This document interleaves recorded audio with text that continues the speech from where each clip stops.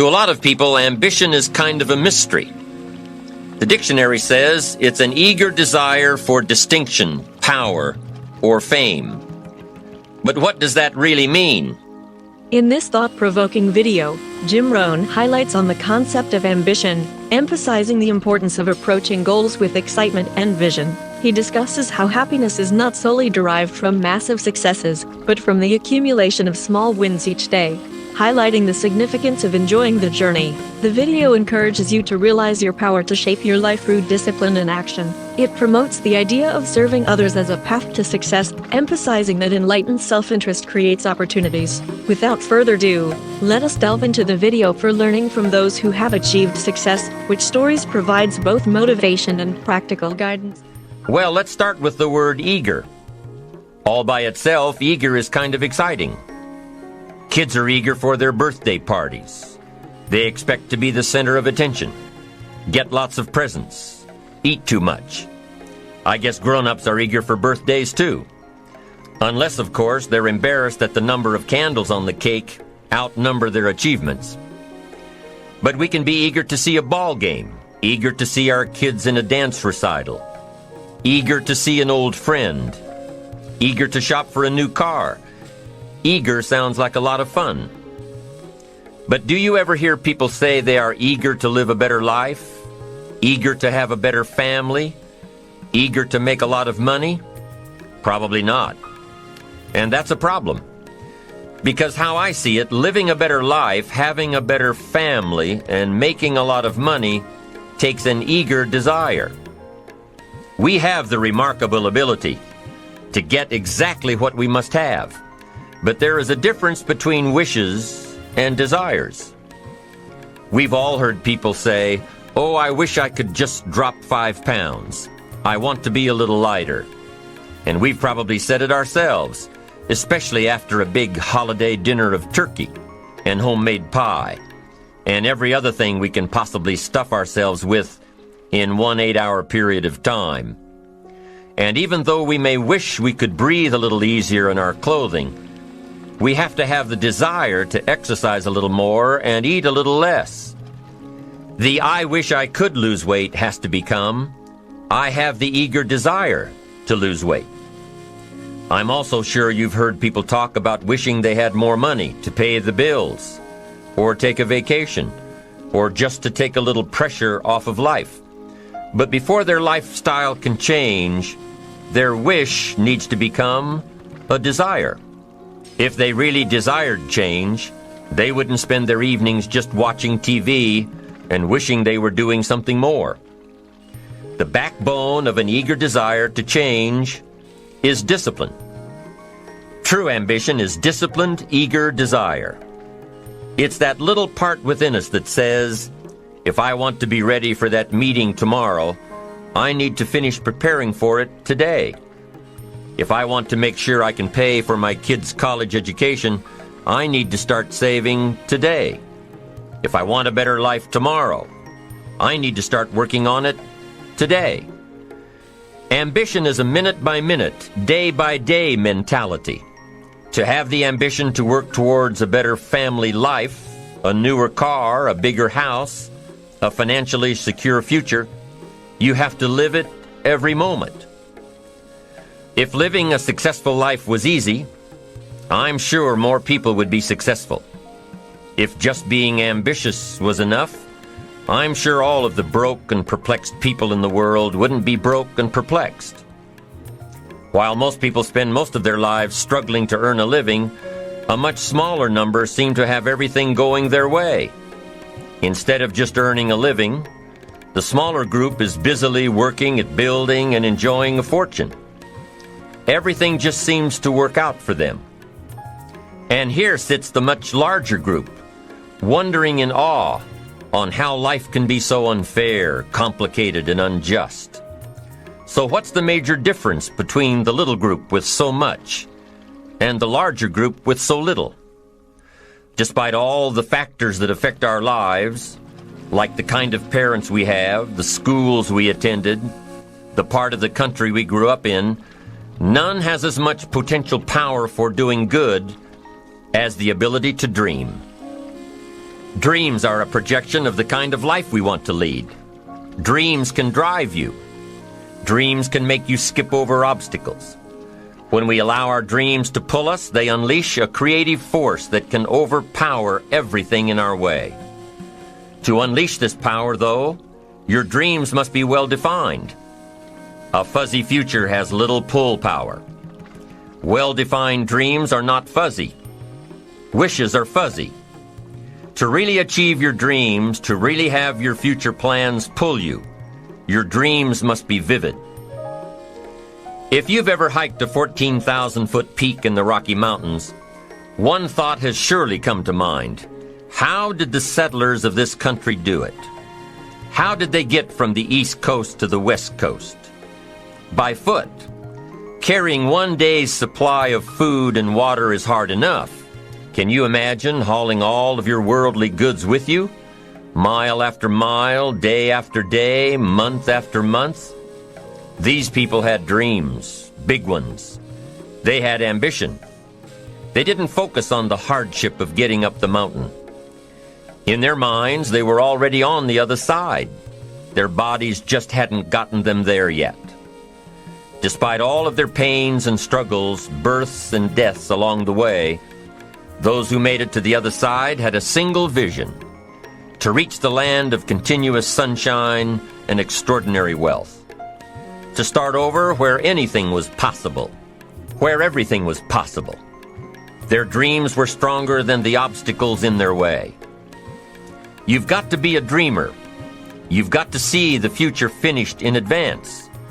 You've got to see California while you're climbing 14,000-foot peaks. You've got to see the finish line while you're running the race. You've got to hear the cheers when you're in the middle of a monster project. And you've got to be willing to put yourself through the paces of doing the uncomfortable until it becomes comfortable. Because that's how you realize your dreams. Our great country was founded with dreams. They've always been important. Dreams are what caused thousands of people to leave their homes and families and start over in a land where anything was possible. To this day, dreams continue to bring people to our land of opportunity, to a country where you can start with little and end up with a lot, to America. Don't you sometimes wonder why so many immigrants who come to America can build a new life and a fortune while many of the people who were born here are barely surviving? They have a dream, a defined goal, ambition. Aside from the pioneers that crossed the prairies and the mountains to reach their vision of hope and future promises, there are other amazing examples of how ambition has shaped America. Take Ben Franklin, for instance. When most people think of Ben Franklin, they remember the kite and the lightning bolt and the discovery of electricity. What a lot of people may not know is that Ben Franklin was one of the first writers to address self-making.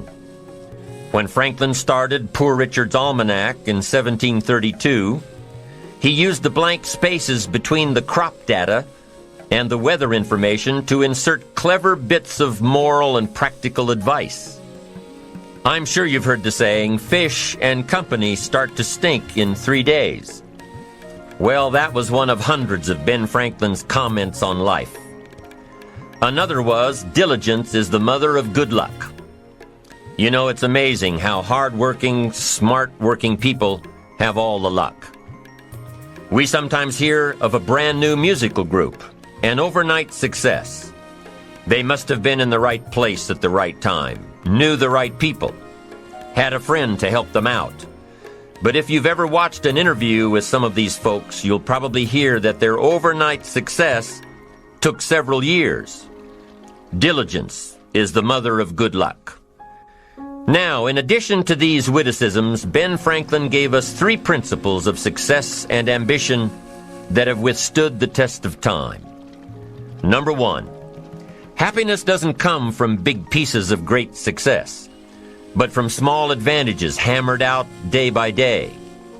What Mr. Franklin is saying here is that we must be happy with what we've got when we're in pursuit of what we want. Too often we say, oh, I'll be happy when I just get that promotion. I'll be happy when I just land that contract. I'll be happy when I just have more money. I'll be happy when I just. Just what? You won't be any happier when you reach your goals than you are right now. It just doesn't work that way. Abraham Lincoln said it best. He said, "You'll be as happy as you make up your mind to be." Right now, whether you're on your way, whether you've already gotten there, you'll be as happy as you make up your mind to be now. Right now. Being happy on the way doesn't mean you can't aim for great things. After all, look at everything Franklin accomplished in his lifetime. It means that big achievements come one small advantage at a time. It means that you've got to enjoy the journey. It means that you must enjoy and take pride in your little accomplishments. It means enjoying who you are becoming in pursuit of your eager desire, every day, every single day. Ben Franklin's second principle said that life is plastic. Within each of us is the power to mold ourselves and mold our environment. It is up to each of us to begin this molding process with a final product in mind. And it is within our power to work it and form it every minute, every day, every month, every year. By using your mind and your abilities and your attitude to work a little each day on molding your life, you'll soon see how magnificent your power is to gain those small advantages each day, the little steps it takes to build up to success. Principle number 3, success is a pleasure. Success is a pleasure. If what you are doing today isn't satisfying, gratifying, guess what? You're really not successful. If you are not fulfilled with what you are doing today, you cannot possibly be successful. It doesn't matter how many worldly possessions you may have, how many cars, how many toys, how much money. If you're not happy with your life as it is, you cannot be successful. Now, I know that success is a relative term. It means different things to different people. To a school kid, success may mean a star on top of his latest test. To a homemaker, it probably means that she has a well-run household and a wonderful family. To an outside professional, it's most likely the thrill of closing a major contract, or the pride in accepting a performance bonus, or being named the top-producing salesperson. But the one thing you will hear from everyone who is successful is that they are happy with who they are and what they are doing. They are happy, content, satisfied. Success is a pleasure. What have you done today that makes this day successful? Think about it and write it down.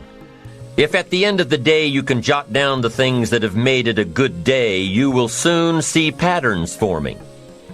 This really is a good habit to get into. When you can see a pattern of pleasure, you'll know you're on the road to success. So take note of Mr. Franklin's 3 principles of success and ambition. Number 1, big achievements come one small advantage at a time. One step at a time, one day at a time. Number 2, you have the power to mold your life, to make it whatever you want, to shape it and reshape it. And number 3, success is measured through pleasure. This is the key one. Success is measured through pleasure. You've got to be happy along the way. You've got to learn to give yourself a pat on the back. Good job, you need to tell yourself. I'm proud of me today. You've got to be happy. You've got to learn to enjoy the process. These are really common sense ideas.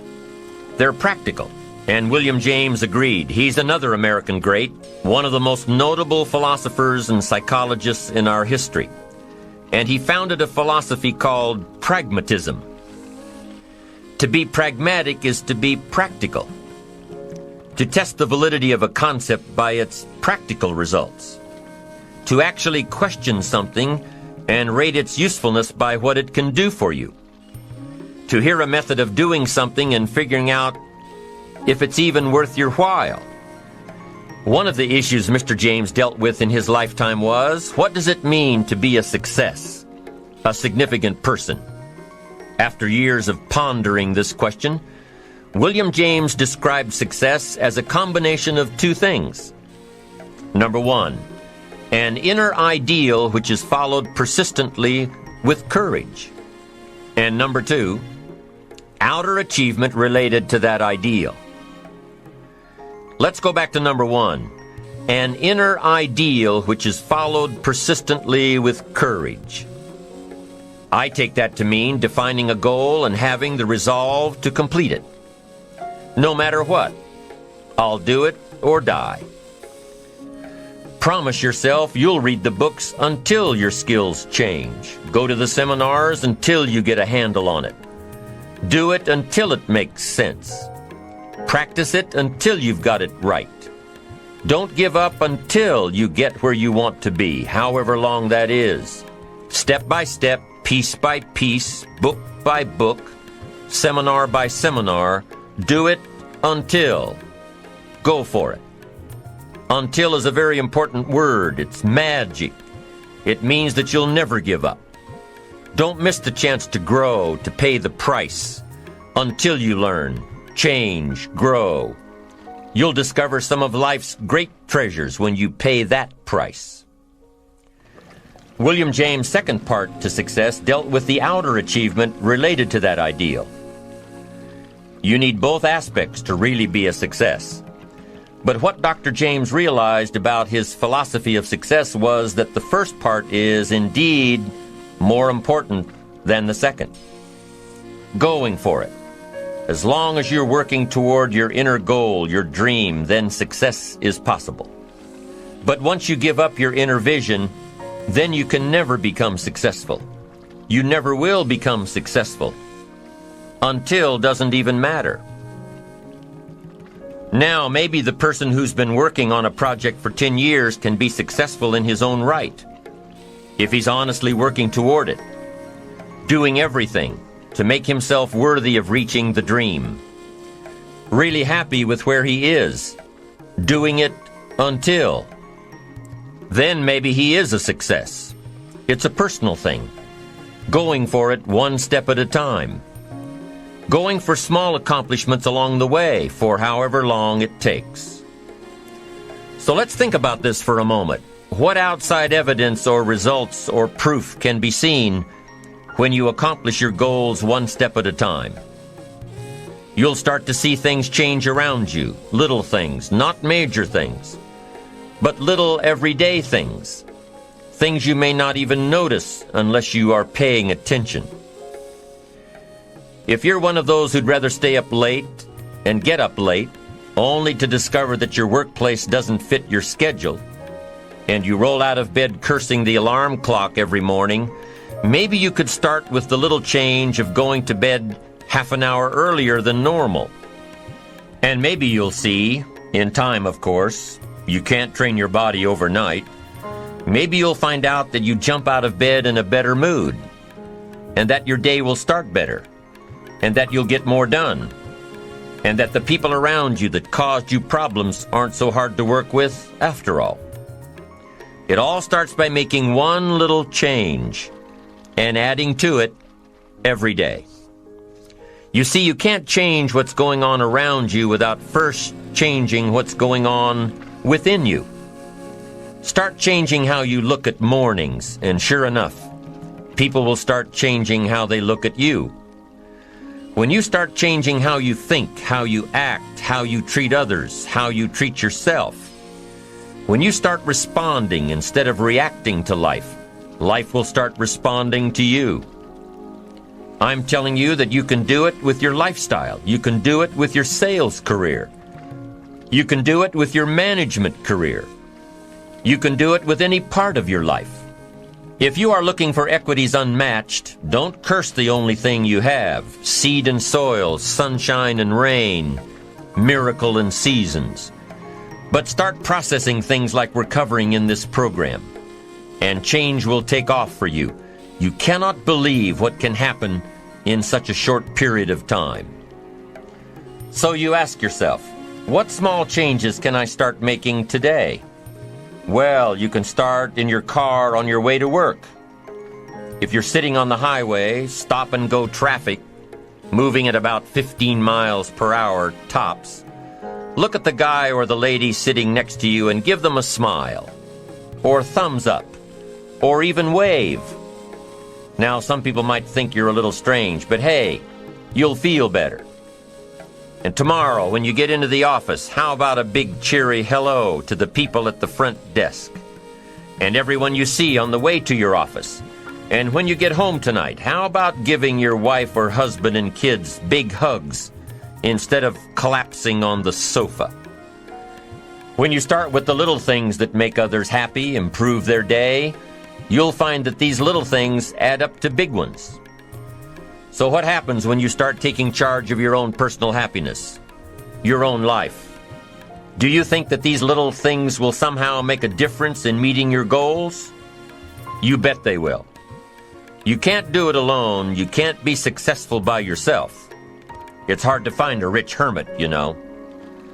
The ambitious person realizes that each of us needs all of us. You all by yourself may have finalized the company's marketing plan, or finished up the sales projections, or even wrote the mission statement for the year to come.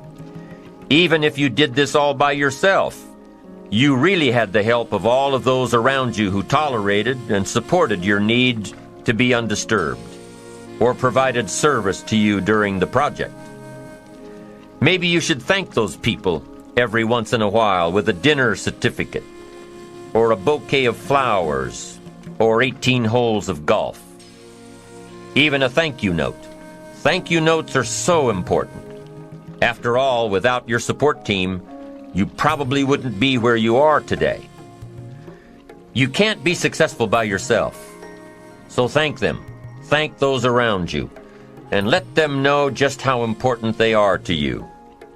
Be it your office personnel, or your family, or your friends, a thank you sure goes a long way. So, is it important to do a little extra for these people as you are working your way toward your goals? I think so. I'm sure you do too. Once you've decided that you're going to set sail, go for it, and let loose on your new charted course, you don't have to worry about the winds that will most certainly blow around you, the obstacles, the negativity that will stand in your way. You don't have to worry about what other people will say. You just have to keep your mind on your course.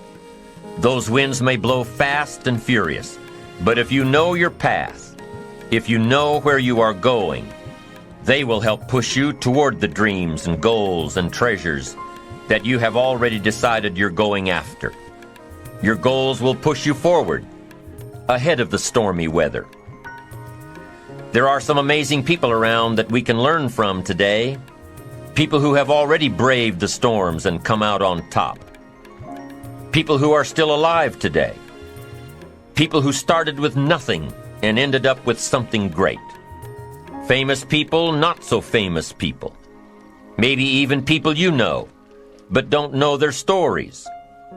People who had an early vision and ambition. People who turned their focused dreams into the reality of success. One of my friends tells this story about her dad. She thinks he's cheap. She gives him a hard time every time they go to one of those all-you-can-eat places, because he eats all he can eat, until he can't move, until he needs to take something for indigestion. But she knows where he came from, his history, and understands just why he is the way he is. He eats all he can eat because he was raised in an orphanage, a place where you had to grab all you could or you'd be hungry. But the real story behind her father is that he made himself a millionaire with nothing more than a dream.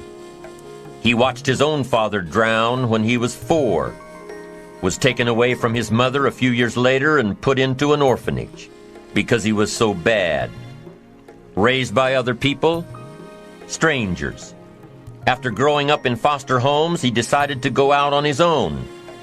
He barely finished high school. but he found a job as a vacuum cleaner salesman. He did well, really well. But the woman he loved didn't want to marry a vacuum cleaner salesman, and he really didn't want to be one, so he went to college, went on to medical school, prospered, really prospered, led a tremendously successful life as a radiologist, and is now retired, goes fishing, rides his Harley. Stories of success are all around us, everywhere. Take the time to talk to these people or read their stories. You might learn something. You might find out that they have already traveled the path you are now on. You know, when most of us think of Jesse Jackson, we think of the political Jesse Jackson. But what most of us don't realize is that before Jesse Jackson went to the streets to gain votes, he went to the ghettos with a message for inner city youth. During his rallies, he would have the street kids repeat after him, "I am somebody." Jesse Jackson's message to these kids was that ambition is a moral imperative. To be a good person, you have to have ambition. You have to try to do something good with your life. You have to try to get out of where you are today or make where you are a better place tomorrow. You have to, or anything else is a waste. Mr. Jackson knew that his contribution to life began with America's youth, where he could make a difference before bad attitudes and bad habits took over for good. He went to make a difference with the disadvantaged youth of America. What an admirable mission. I'm sure you know that the same principles he teaches apply to you. When you get up tomorrow morning and are standing in front of the mirror getting ready for the day, remind yourself that you are somebody, that you are important, and that you can make the changes that will move you closer to your ideal future. Listening to the words of people like Jesse Jackson are of total importance, because motivation, lasting motivation, is backed with education. Many of these people have written books on their journeys. These books tell the stories and give the secrets that we can all learn from. Let's say you decided to take a trip, just a short one, maybe for a weekend. Let's say you want to go away to a place you've never been before. Wouldn't you want to find someone who had been there? Ask them a few questions? What's the best way to get there? The safest route? The quickest route? What do I need to bring to be totally prepared? What fun things should I look for on the way? What dangers do I need to avoid? By talking with someone who has already been there, it'll make your trip that much more enjoyable. It's the same thing with life.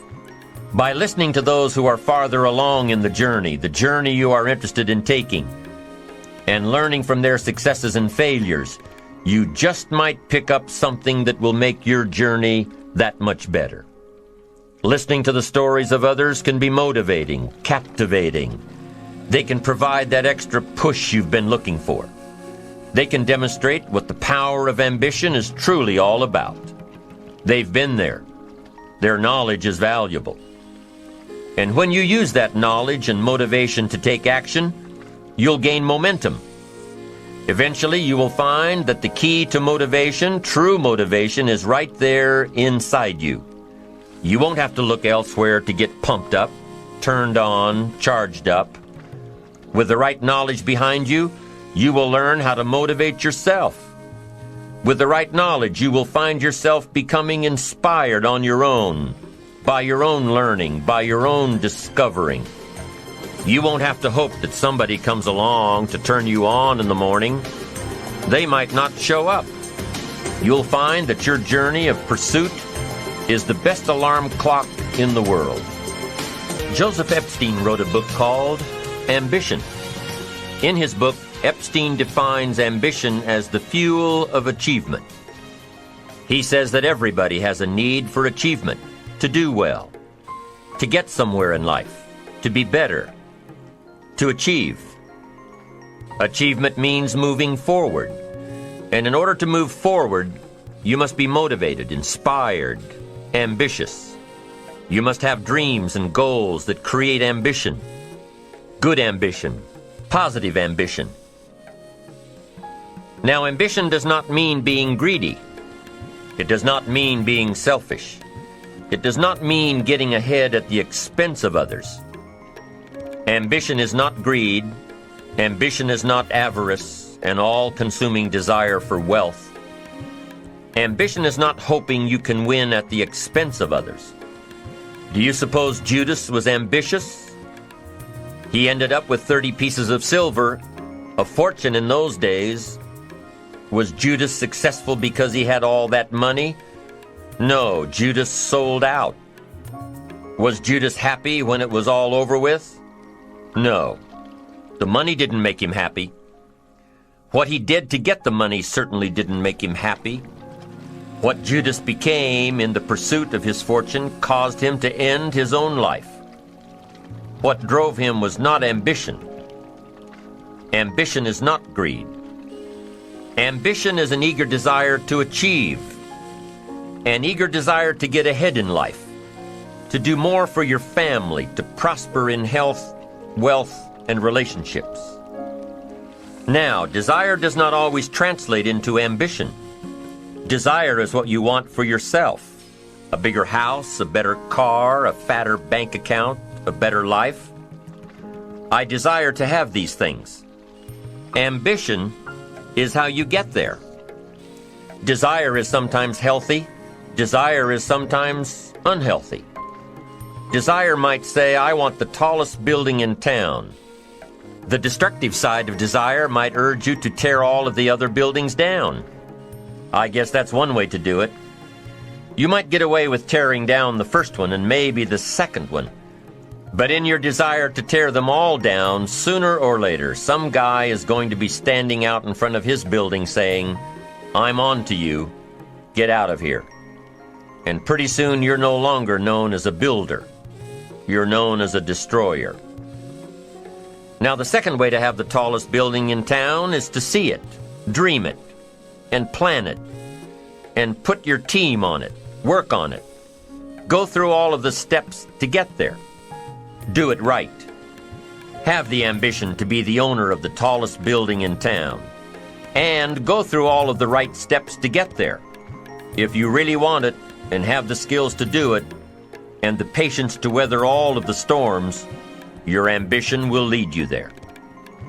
Having the ambition to do what it takes to get you where you want to go is good. Ambition is creative and constructive.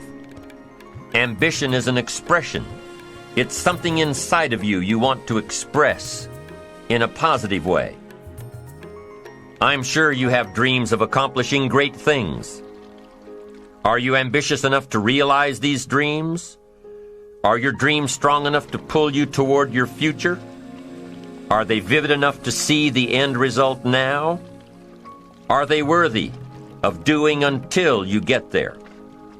What are your reasons for creating these dreams? Reasons vary from person to person. I bet if you did a little soul searching, you could come up with a fairly strong list. The list of reasons. Why is it so important to achieve these dreams? What are you trying to express? These reasons for accomplishing great things are different for everybody. There are personal reasons, sometimes uniquely personal reasons. Some people do well for the recognition. Some people do well because of the way it makes them feel. They love the feeling of being a winner. And that is one of the best reasons. Once in a while I hear someone say, if I had $1 million, I'd never work another day in my life. Hey, that's probably why the good Lord sees to it that he doesn't get his million, because he would just quit.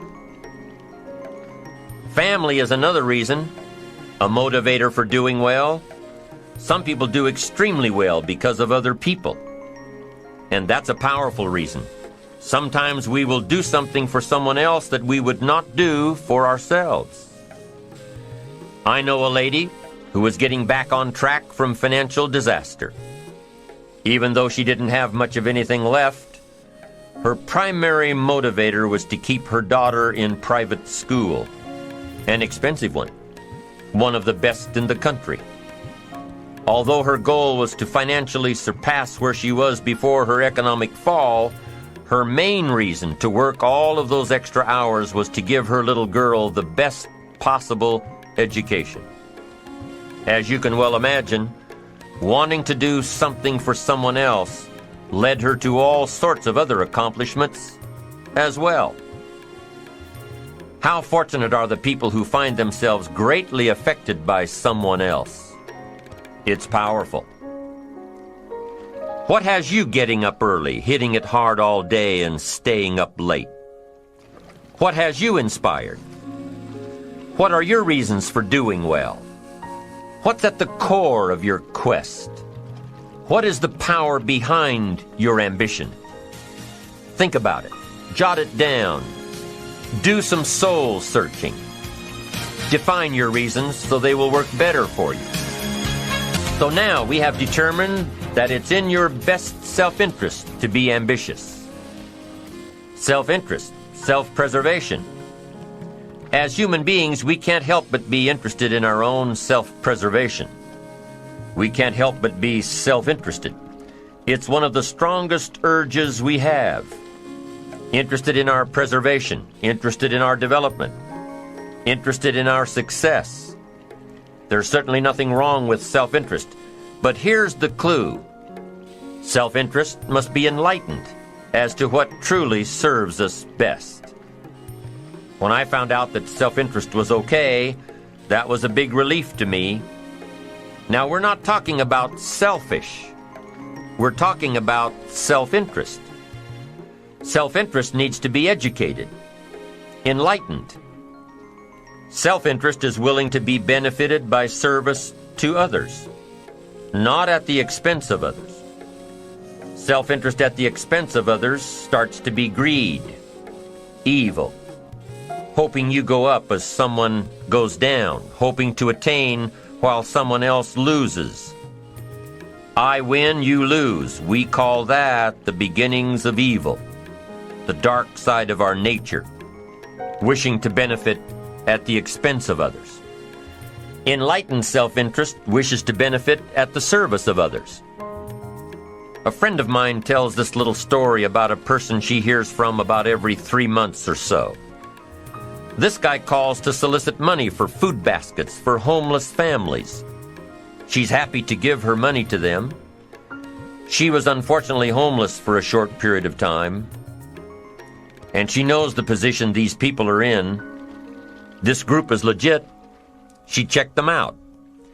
But after the second or third time this guy called, same guy, after the second or third time he called, she started talking to him about other stuff. Turns out this guy is broke, living in a hotel, looking for any construction job he can find.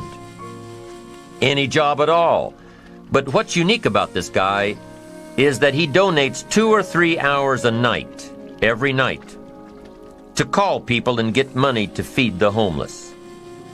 Every night, from his hotel room. Now, most people would say this guy should use those hours every night to work a second job or a third job. But while he's way down on the ladder of success, he feels it's important to help those less fortunate than he is. He has a roof over his head. He makes enough to feed himself. And my friend says that every time she talks to this guy, every 2 or 3 months, he's doing better. He's digging himself out of debt. He's starting to save money. He thinks he'll be able to move into an apartment in another month or 2. Now, recently an interesting thing happened. My friend was talking with an associate of hers. She's single, lives in a big house, needs to find a handyman to help her out on a regular basis. Someone who can build an addition onto her house. So my friend told her about this guy. The only reason this guy ended up being hired was that my friend's associate was touched by his dedication to service, while he, himself, was down and out. Service. Success at the service of others. Now, this guy isn't rich by any stretch, but through my friend's network, he now has constant work, doing things around several people's houses. And now he's in a place of his own. And guess what he does every night?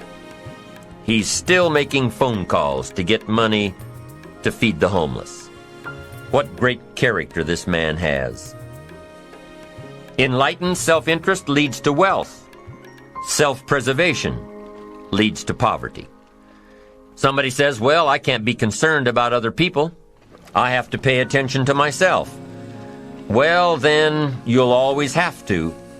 Somebody says, I can't be concerned about other people's bills. I've got enough worries trying to pay my own. Well, then you'll have to worry about them for the rest of your life. The best way to get that monkey off your back is to turn your attention around. Once I understood some of this stuff, I'm telling you, it revolutionized my whole life. Now, self-interest is okay, yes, but here's what self-interest must be if you truly want to be happy. It must be enlightened. It says, don't keep your attention on yourself if you want your life to work out well. Turn your attention to others. In your own self-interest, be enlightened. Truly act in your own self-interest by making an investment in service to others. Next, if you wish to receive, now there's nothing wrong with wishing to receive, it's part of self-interest. But here's the enlightened part. If you wish to receive, you must give. Some people say, if you give, it's gone. No, no. Not if you're educated. If you're stupid, yes, it's gone. But if you're enlightened, chances are, if you give, you've invested. And what do we expect an investment to do? Return. Get back what you put out? No. We expect it to return multiplied. Bigger. Greater. Better. My father taught me way back, son, always do more than what you get paid for. Now, some individuals might argue with that. They'd say, no, you're going to mess up the whole program. I know they're wrong. In my own self-interest, I did what my father taught me, to always do more than I got paid for. Why? To make an investment in my future. Do more than you get paid for to make an investment in your future, and it's paid off for me. If you're wanting that big promotion, are you going to go up to your boss and say, just give it to me? I'll work harder if you just give me that promotion. No, it doesn't work that way. You've got to do more in your current position so that you get noticed, so you stand out from everybody else. So the boss says, hey, we've got this position opening up, and I think we should give it to Nancy. She does so much more than we expect. Just imagine what she'll do if we give her this promotion. You've got to do more than you're paid for. You've got to. It's an investment in your future. It's one thing to make a sale. I'm telling you, if you make a sale, you'll make a living. If you go beyond making the sale and serve people by keeping in touch, calling them before they call you, writing a thank you note, sales will lead to multiple sales. You can make a fortune if the customer is well taken care of. People who are well taken care of will open doors you can't get through by yourself. All of us have found ways to make a living. What got interesting for me early on was to figure out ways to make a fortune. You'd say, well, Mr. Rohn, how would I deserve to make a fortune? It's easy. Render fortunes of service. People will do things you cannot believe for people who give them good service. Here's one of the greatest gifts you can give anybody, the gift of attention. In return, they will do extraordinary things for your career. Take you by the hand and lead you to more people than you could meet by yourself. Always do more than you get paid for. Next, in enlightened self-interest, life responds to deserve, not need. Life responds to deserve, not need. Life was not designed to give us what we need. Life was designed to give us what we deserve. What we deserve. Once you understand that little life principle in your own self-interest, I'm telling you, it's life-changing. The ancient law does not go like this: if you need, you will reap. No, it doesn't work that way. A lot of people out there are hoping it works that way, but no, it doesn't. The ancient law goes like this: if you plant, you will reap. If you sow, you will reap. Somebody says, well, I really need to reap. Well, then you really need to plant in your own self-interest. Your own self-interest needs to be educated in how to plant, how to do it so everybody wins, because life doesn't respond to need. You can't go to the soil and say, I need a crop. The soil just smiles at you. And here's what the soil says: don't bring me your need, bring me some seed. Bring me some effort. Bring me some discipline. Bring me some interest. Bring me some service. Bring me these things, and I'll return to you multiplied by 2 times, 5 times, 10 times. You can't come with need. You've got to come with seed. You've got to come with willingness. You've got to come with skills. You've got to be willing to learn, willing to change, willing to grow, willing to put yourself out, willing to stand up to the bad weather, willing to pull out the weeds, willing to nurture. That's the only way you get a return. Once you understand these principles, self-interest now truly becomes an exciting challenge, making sure everybody wins. Enlightened self-interest makes sure that everybody wins. Now here's another one. If you want to find, you must search. And if you search, you will find. In order to find, you must search. You must go to church. You must go to the seminar. You must go to the library. You've got to go to the bookstore. You've got to go to the class. You've got to go to the training. You've got to go searching. Why? If you search, you will find. You'll find ideas. You'll find inspiration. You'll find hope. You'll find contacts. But you've got to be out there, on the search, on the look. Life reserves its treasures for those who deserve it, not those who need it. Enlightened self-interest, giving so that you will receive, searching so that you will find, making sure that everybody wins all the way around.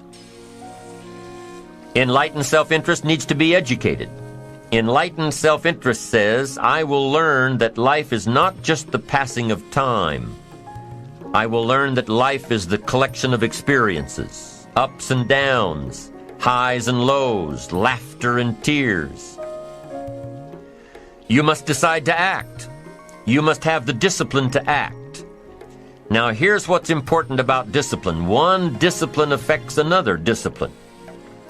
All disciplines affect each other. In fact, here's a good philosophical phrase: everything affects everything else. Nothing stands alone.